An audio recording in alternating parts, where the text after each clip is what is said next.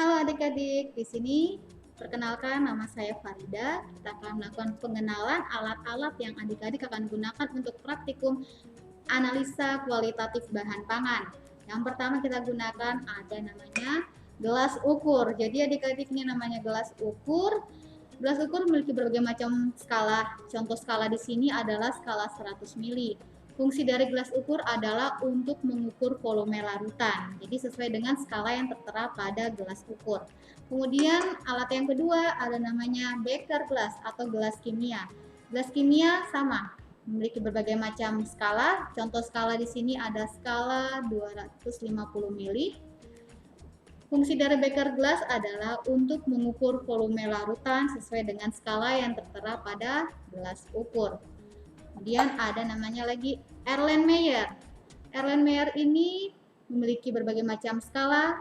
Contoh skala di sini adalah skala 250 mili. Fungsi dari Erlenmeyer sendiri sebagai wadah atau tempat untuk melakukan reaksi kimia.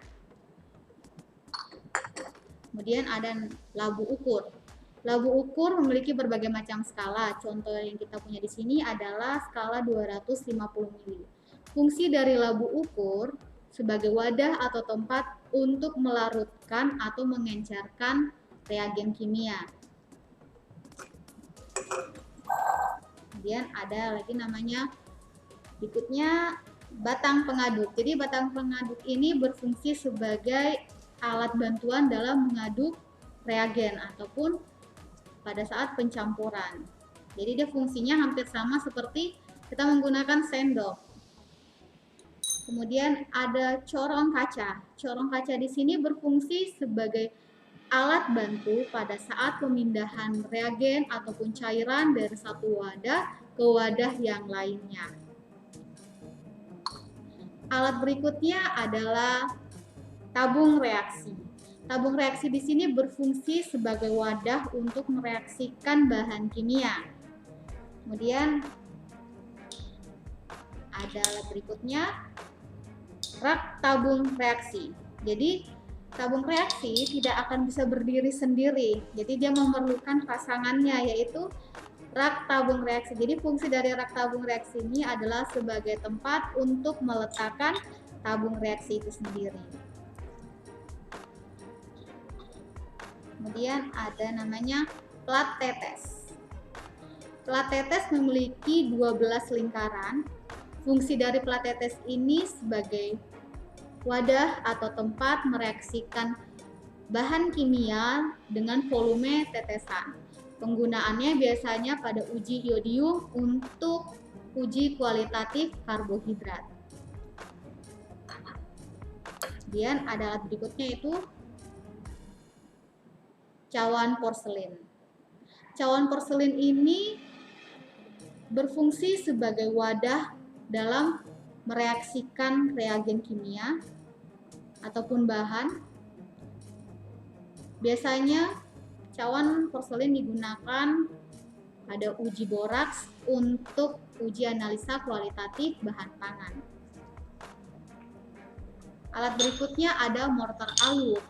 Jadi mortar alu ini berfungsi untuk menghaluskan bahan atau sampel padat pada saat kita praktikum. Jadi adik-adik tidak perlu bawa ulekan sendiri ataupun blender. Jadi kita menggunakan mortar sama alu. Jadi prosesnya seperti ini ya. Alat berikutnya adalah penjepit tabung. Penjepit tabung ini berfungsi untuk menjepit tabung pada saat kita melakukan uji kualitatif dengan menggunakan media api atau pembakaran. Jadi tabung reaksi dengan menggunakan penjepit seperti ini. Penggunaannya seperti ini ya.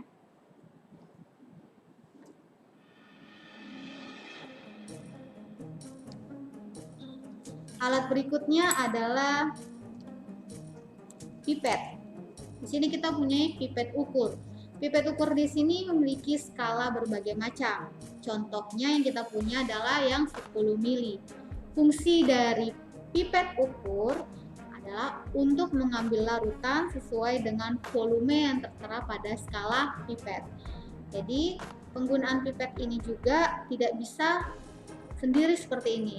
Jadi penggunaan larutan menggunakan pipet dengan bantuan pushball. Jadi ini pushball, bola merah seperti ini, bola karet merah. Penggunaannya kita pertama pupiskan dulu. Jadi bentuknya seperti ini awalnya untuk pushball. Untuk penggunaan pushball tersendiri ada 3 tombol. Di sini ada tombol A berfungsi untuk mengempiskan bola bagian atas. Jadi penggunaan pushball harus digempiskan terlebih dahulu, bola pushball. Kemudian ada tombol S di bagian atas, di bagian tengah. Jadi fungsi tombol S di sini adalah untuk mengambil larutan atau mengisap larutan, itu S. Kemudian ada tombol E di sini. Tombol E di sini berfungsi untuk mengeluarkan larutan. Jadi pada saat penggunaannya, saat adik-adik mau mengambil larutan, tekanlah tombol S. Pada saat adik-adik mengeluarkan larutan dari pipet, tekan tombol E. Penggunaan pushball dengan pipet ukur seperti ini ya. Masukkan pipet ke bagian bawah, dari bagian bawahnya. Bukan bagian pinggir ataupun bagian atas ya adik-adik. Jadi menggunakan bagian bawah, kita masukkan. Jadi posisinya seperti ini. Pipet siap digunakan untuk mengambil larutan atau memipet larutan. Jadi yang pertama kita tekan tombol S itu untuk mengambil larutan atau mengisap larutan. Kemudian tombol E untuk mengeluarkan larutan. Alat pipet berikutnya adalah pipet tetes. Jadi adik-adik juga menggunakan pipet tetes pada praktikum uji kualitatif bahan pangan. Jadi pipet tetes ini sama, dia mempunyai bola merah, bola karet merah bagian atas. Penggunaannya pada saat penggunaan tekan lebih dahulu bagian atas bola, kemudian masukkan ke dalam larutan, lepaskan bola, kemudian cairan akan naik dan masuk ke dalam pipet tetes. Kemudian untuk mengeluarkannya tekan secara perlahan bola bagian merah. Alat berikutnya ada lampu spiritus. Lampu spiritus ini berfungsi untuk membantu proses pemanasan. Jadi biasanya untuk pembuatan penangas air dengan media panas kita menggunakan lampu spiritus. Jadi lampu spiritus ini di dalamnya ada minyak spiritus, sama seperti kalau kita nyalakan minyak lampu. Nah ini seperti ini dia ya, lampu spiritus. Kemudian ada namanya lagi meja kaki 3. Ini dia. Kenapa disebut meja kaki 3? Karena kakinya ada 3. Biasanya meja menggunakan kaki 4. Ini mejanya kaki 3. Jadi meja kaki 3 ini sebagai penahan pada proses, sebagai tempat atau penahan untuk proses pada saat melakukan penangas air. Kemudian ada kawat kasa. Kawat kasa di sini berfungsi sebagai pengalas sebelum diletakkannya beker gelas ataupun cawan porselin. Kemudian kita kasih contoh untuk membuat penangas air. Posisinya seperti ini. Di bagian bawah ada lampu spiritus, kemudian meja kaki 3, kawat kasa kita letakkan ya, beker gelas. Jadi seperti ini proses dalam pembuatan penangas air. Nanti air letakkan di dalam, kita lakukan uji, kita masukkan tabung reaksi di dalamnya. Seperti ini urutan dari pembuatan penangas air manual.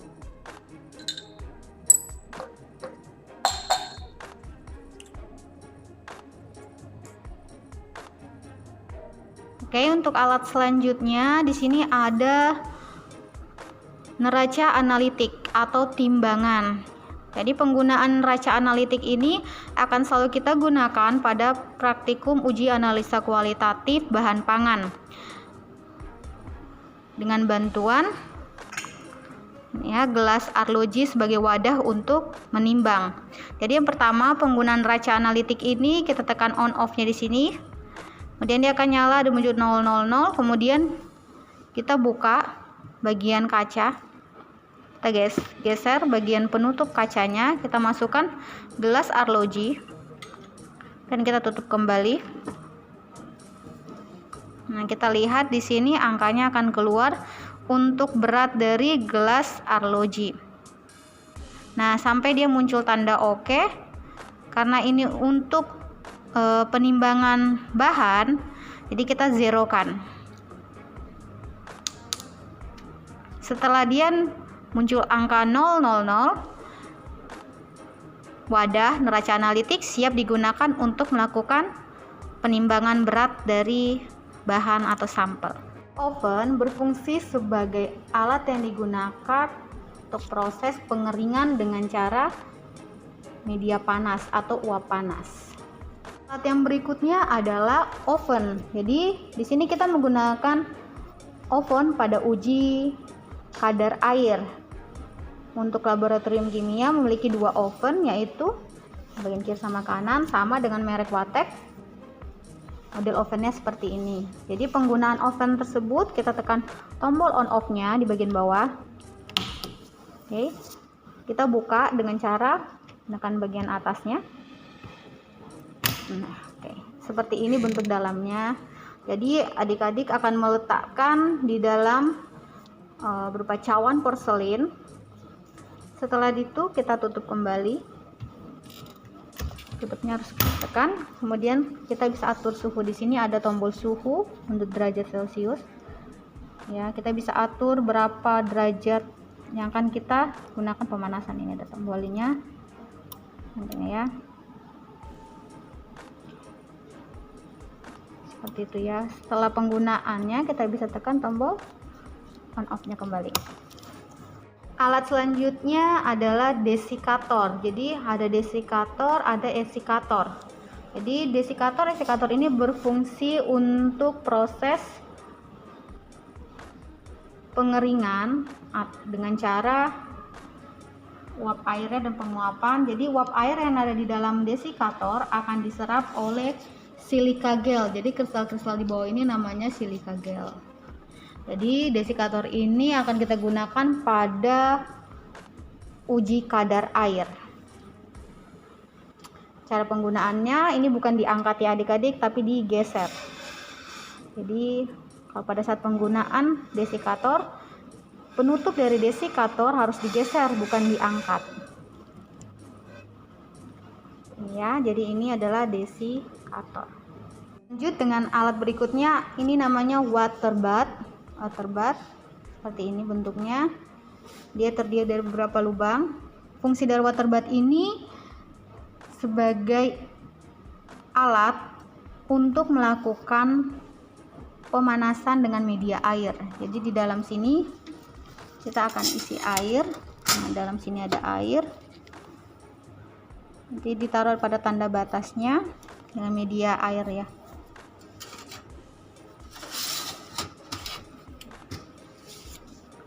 Penggunaannya kita tekan tombol on off. Sini suhunya akan diukur, sudah suhu 30 derajat Celcius. Jadi water bath dia akan stabil di suhu 37 derajat Celcius. Ini untuk yang awal.